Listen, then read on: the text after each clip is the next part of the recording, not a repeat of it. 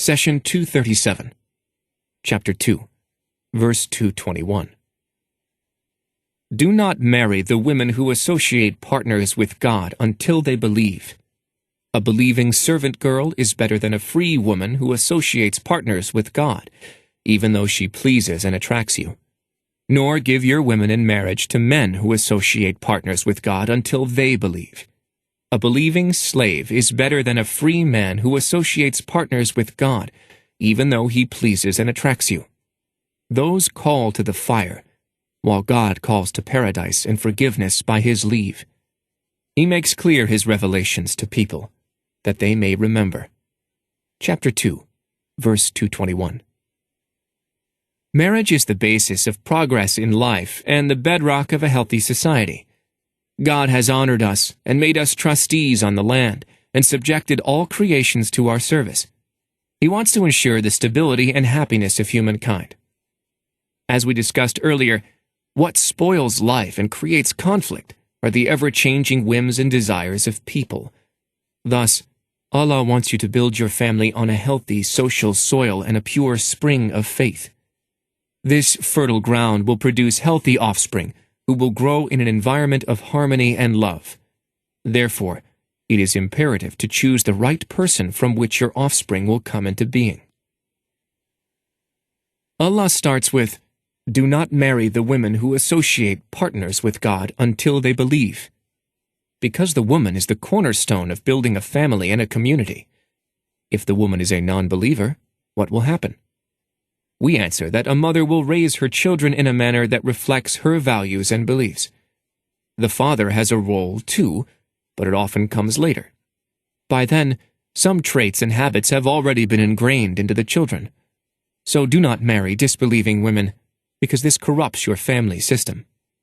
The mother's actions affect the baby from the moment he or she starts to develop awareness. A child spends the first couple of years in the mother's lap. As the baby grows up, so will the attachment to the mother. Attachment to the father strengthens later. So if the mother is a polytheist and the father is a believer, the child will be introduced to faith well after being exposed to polytheism. Out of all creatures, humans have the longest childhood. The length of childhood is often an indicator of the significance of the creature's mission in life. This is because childhood is the stage that prepares the creature for life. Let's, for example, look at the childhood of a housefly. It only lasts for a few hours, because a fly has a short and straightforward mission in life. As for humans, childhood continues for a decade, because humans are entrusted with a great mission and a heavy responsibility. The prolonged childhood is needed to learn physical skills, language skills, social norms, and moral values. God says, when your children reach puberty, they should ask your permission to enter, like their elders do. This is how God makes His messages clear to you. God is all-knowing, all-wise. Chapter 24, verse 59. So a child remains a child until he or she reaches puberty. And if the child's mother is a polytheist, then the child will be surrounded by polytheistic values for over a decade.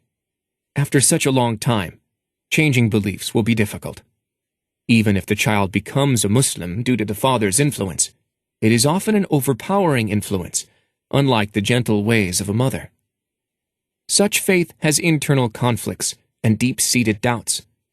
God, the All-Merciful, wants the early years of childhood and youth to be grounded in faith, not conflict. He says, do not marry the women who associate partners with God until they believe. In other words, do not set low standards for yourself and your family. Adhere to the highest standards of God's teachings. He says, a believing servant girl is better than a free woman who associates partners with God, even though she pleases and attracts you. Allah is advising you that admiration for a woman, which is not based on faith and morals, is short-lived. The physical appearance of a woman is temporary. So is the sexual attraction. As years pass, beauty begins to fade, and only values and character remain.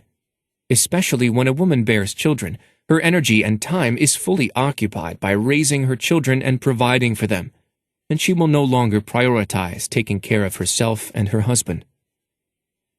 Marriage has to be based on firm foundations, not merely on physical attraction. If you select a woman based on her physical appearance, only to later realize that she lacks strong morals, you will live in regret. You would have to endure an unhealthy marriage for the sake of the children. Allah advises you to choose first and foremost based on faith and deed. He says, "Do not marry the women who associate partners with God until they believe." God continues, "A believing servant girl is better than a free woman who associates partners with God, even though she pleases and attracts you." The attraction God is referring to is physical admiration. Allah advises you to put the everlasting values of faith and character over the fleeting values of physical beauty and social status. Prophet Muhammad, peace be upon him, said, "A woman is wedded for 4 reasons: for her wealth, for her beauty, for her noble descent, and for her pious adherence to faith.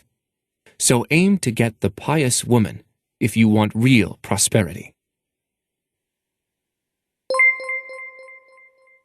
The Prophet, peace be upon him, said, "Convey my teachings to the people, even if it is only a single verse." Please take a moment to subscribe and to share with your family and friends. Visit us at www.QURANGARDEN.com.